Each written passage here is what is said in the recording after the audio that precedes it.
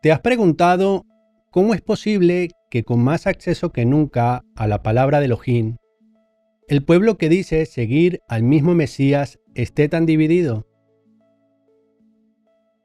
Quizás has estado en debates que parecen no llevar a ninguna parte.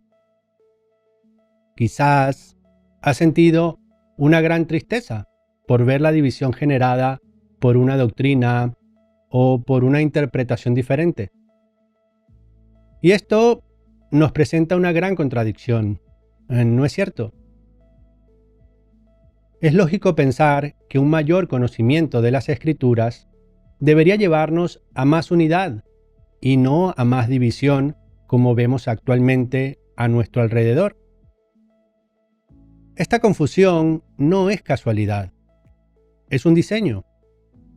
Es el fruto de un sistema espiritual al que la Escritura llama Babilonia, que significa precisamente confusión, promovido especialmente por el caballo rojo mencionado en Apocalipsis. Y para entender cómo escapar de esta confusión, debemos hacer lo que haría un buen constructor, no enfocándonos en lo superficial, sino analizando los cimientos o fundamentos del sistema en el cual hemos estado construyendo.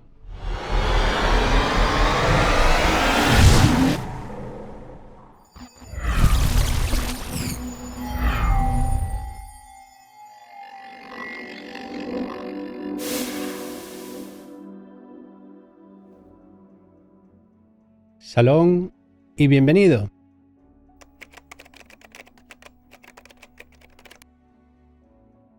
En esta ocasión quiero hablarte de los verdaderos fundamentos sobre los cuales los creyentes deberían edificar el cuerpo del Mesías.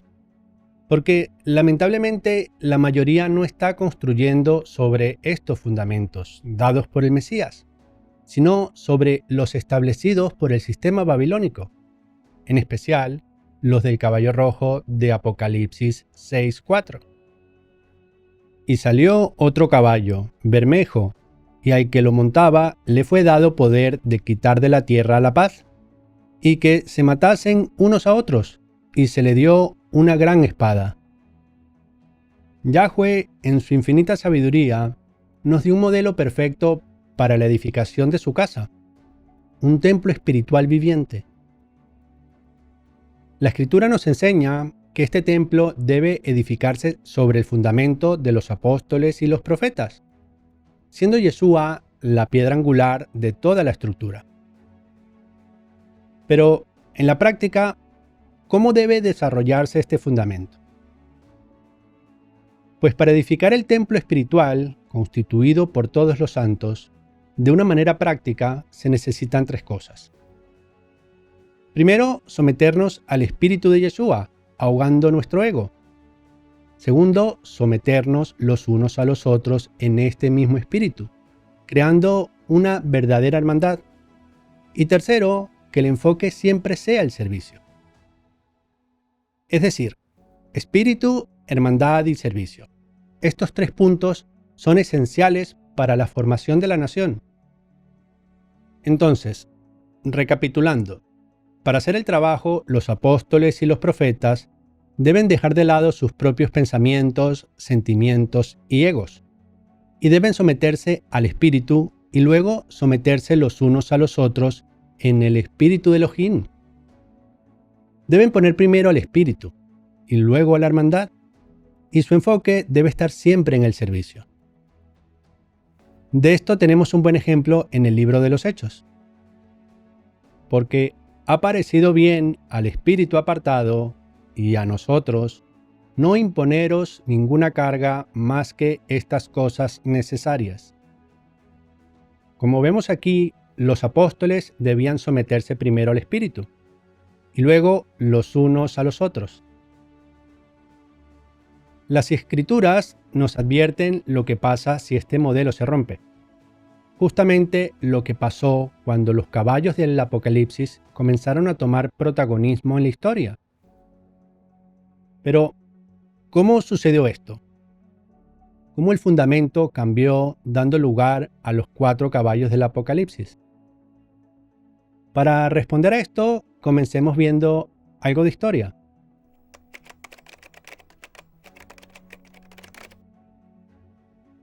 En el año 325 de nuestra era, el Imperio Romano, gobernado por Constantino, un adorador del sol, tenía un problema.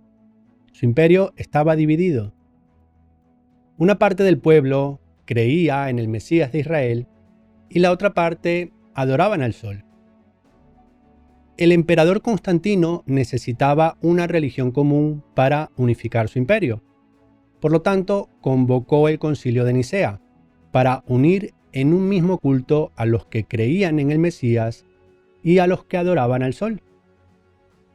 Y fue por medio de esta situación que surgió la religión católica, que proféticamente es representada por el caballo blanco de Apocalipsis 6. Y al contrario de lo que muchos piensan hoy, esto no se trataba de fe, sino de política.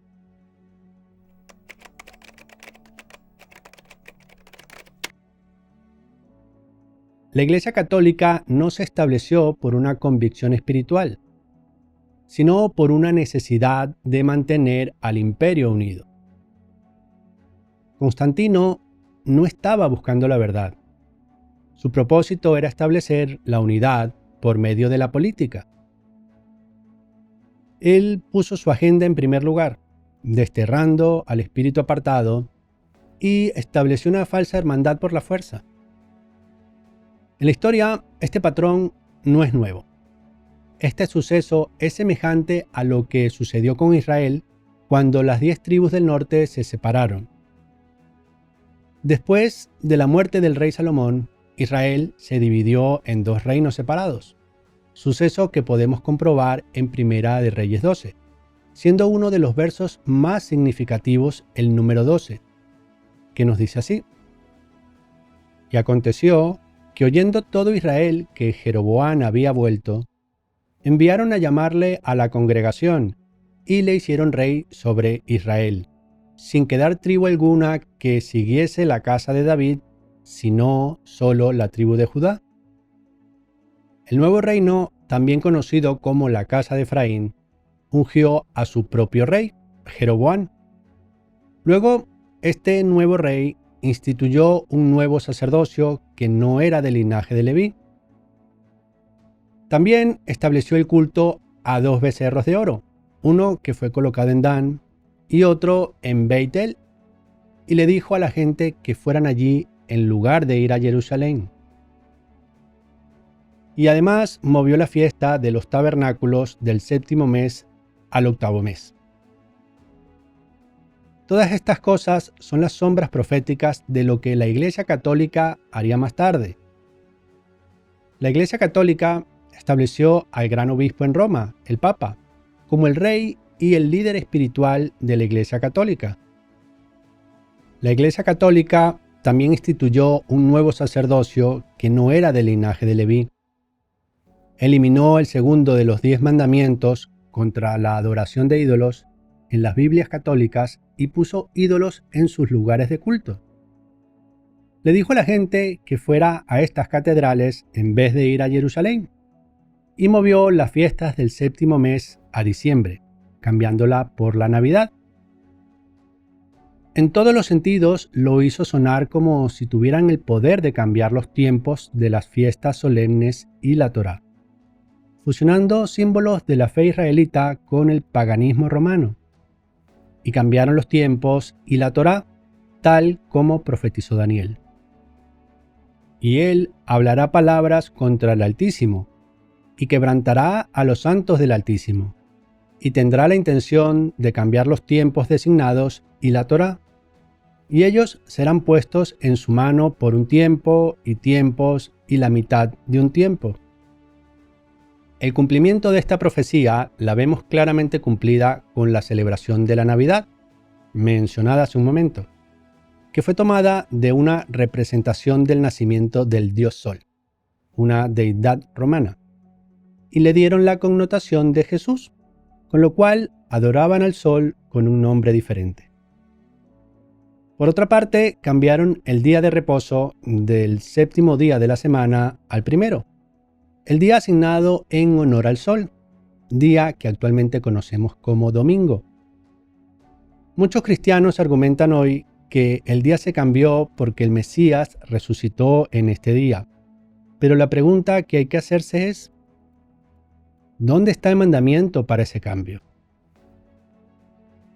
La observancia del día de Shabbat es uno de los mandamientos más repetidos en toda la Escritura, y no hay ni un solo pasaje donde se ordene cambiar el día de reposo.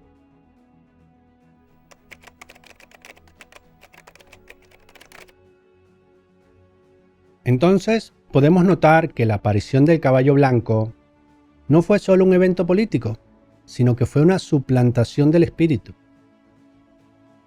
En lugar de una hermandad basada en la verdad, forzaron una unidad en el engaño o el error. Y en lugar de basarse en el servicio, establecieron una jerarquía de poder. La piedra angular en la Iglesia Católica no era ni es Yeshua. Era el emperador con su agenda y más tarde el Papa. Este engaño pudo mantenerse por más de un milenio, porque el hombre promedio no tenía acceso a las Sagradas Escrituras. Sin embargo, en 1517, Martín Lutero, un sacerdote católico del siglo XVI, pudo darse cuenta de que la Iglesia Católica, con el Papa León X a cargo, tenía una doctrina muy diferente a la encontrada en las Escrituras, por lo cual publicó un listado de 95 tesis, revelando que la doctrina católica contradecía las Escrituras. Sumado a esto, Martín Lutero y posteriormente otros sabios consiguieron traducir las Escrituras del latín a diferentes idiomas, y con la invención de la imprenta fue posible que la mayoría de los hombres tuvieran acceso directo a una copia de las Escrituras en su idioma. Se podría decir que Martín Lutero mostró a la gente que la piedra angular de la Iglesia romana era el emperador Constantino o el Papa y no Yeshua, lo que generó una rebelión y muchos abandonaron el catolicismo. En este punto, la estrategia de Babilonia cambia de forma magistral. Como la Iglesia Católica pierde gran parte de su poder, la opresión directa ya no funciona. Así que entra en la escena profética un nuevo caballo. Un caballo con un jinete que no ofrece cadenas, sino una falsa promesa de libertad mediante una espada. Este jinete está sobre un caballo rojo, el cual es mencionado en Apocalipsis 6:4, que leímos anteriormente.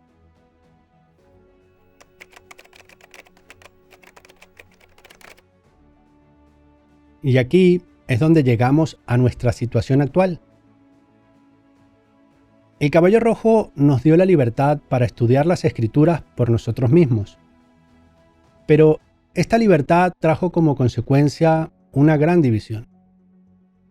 Simbólica y proféticamente, el caballo rojo le dio al hombre una espada, un símbolo de tener el poder para decidir cómo interpretar las Escrituras por uno mismo.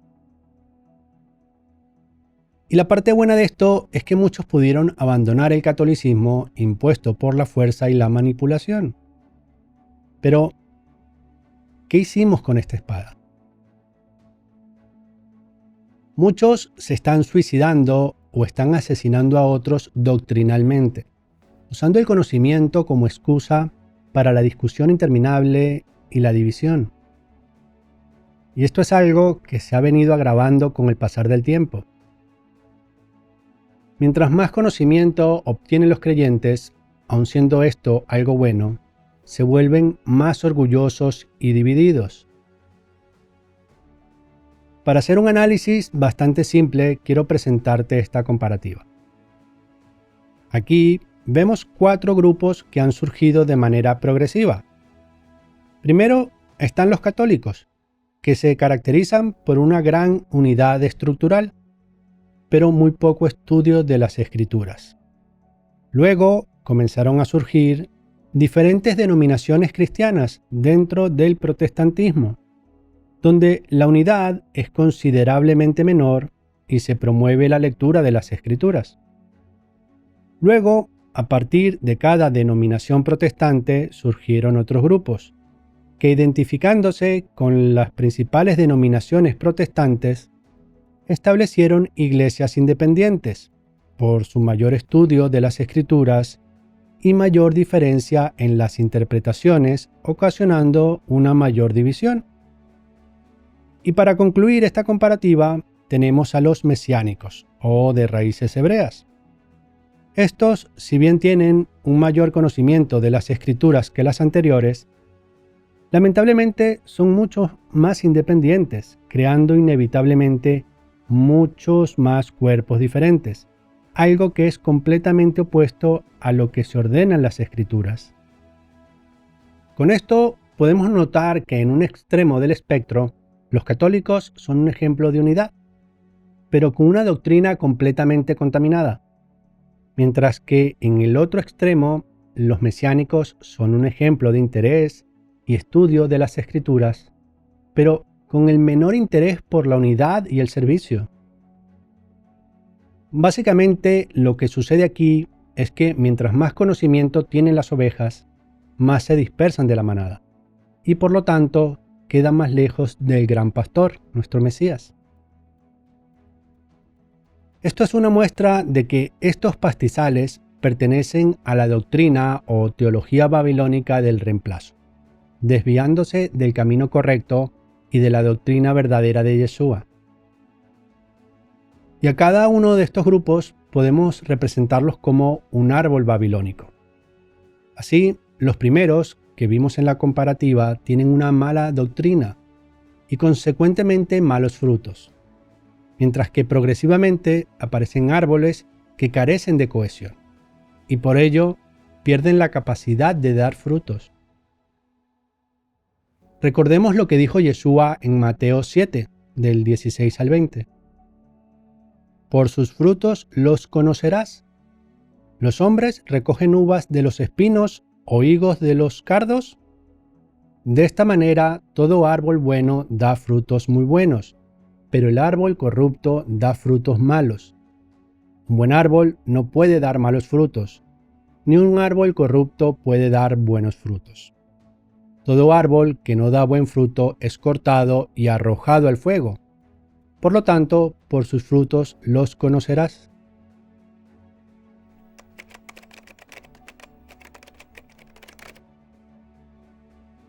Habiéndote hablado del panorama religioso de nuestros tiempos, también es importante entender algunos sucesos que cambiaron el panorama político y su percepción. Como expliqué antes, a partir de que Lutero presentara las 95 tesis, el catolicismo comenzó a perder poder a nivel político. Esto generó que los reyes de algunas naciones se separaran de Roma y se alinearan con el protestantismo. Luego, alrededor de un siglo después, en 1619, comenzó la época de la Ilustración. En esta época, un filósofo francés llamado René Descartes tuvo una serie de sueños en los que sintió que se había comunicado con una fuerza espiritual, es decir, demoníaca. Después de estos sueños, creó su famosa máxima: pienso y luego existo. Qué afirmación tan sutil y satánica. Parece inofensiva, pero es la esencia del engaño. El hombre se declara a sí mismo la fuente de la realidad a través de su propio pensamiento. Mi razón, mis pensamientos son la fuente de mi existencia. Pero, ¿qué nos dicen las Escrituras? Y respondió Elohim a Moshe: soy el que soy. Y dijo: así dirás a los hijos de Israel: yo soy, me envió a ustedes. ¿Y Yeshua qué dijo? Yohanan 8:58. Yeshua les dijo: de cierto les digo, antes de que Abraham fuera, yo soy. Lo que Descartes estaba diciendo era que existimos simplemente porque pensamos. Básicamente insinuaba que cada persona es Elohim. Sin embargo, pensar sin escuchar al Espíritu de Yahweh es lo mismo que participar del árbol del conocimiento del bien y del mal. Tal pensamiento que se aleja de escuchar al Espíritu es simplemente hacer lo que parece bueno a nuestros propios ojos. Un camino que solo conduce a la muerte. Proverbios 14:12. Hay caminos que al hombre parecen correctos, pero su fin es camino de muerte. Con esto podemos ver que esta filosofía fue clave para que el Caballo Rojo tomara acción por medio de las democracias. Y dado que el Caballo Rojo enseña a los hombres a pensar por sí mismos solamente, en lugar de escuchar a Yahweh, esto ha acarreado como resultado un sinfín de confusión. Cuando los hombres están confundidos, Babilonia puede dividir y conquistar fácilmente. Por eso no es sorprendente que este sea el objetivo de todas las democracias. El fruto de la arrogancia intelectual, el fruto del debate sin fin, el fruto de la división, no importa cuán sinceros seamos, si estamos plantados en el árbol de Babilonia, daremos frutos babilónicos. Y este sistema no opera solo. La confusión del Caballo Rojo es la herramienta perfecta para otro poder.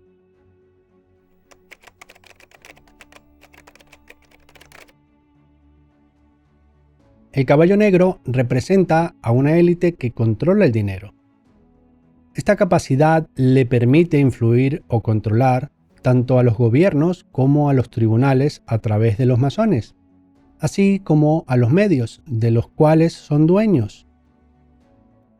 El Caballo Negro usa al Caballo Rojo como una herramienta para engañar a la gente. Curiosamente, el nombre Rothschild significa escudo rojo. Esto es muy significativo, pues indica que el Caballo Negro se esconde detrás de la democracia promovida por el Caballo Rojo, usándola como un escudo para sus acciones.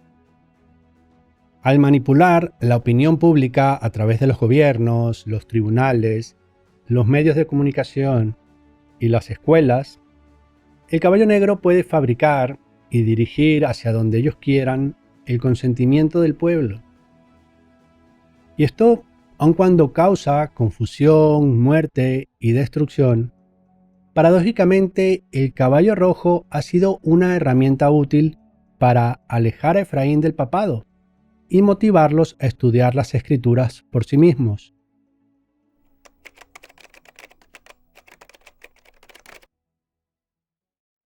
Llegados a este punto, debemos hacernos algunas preguntas.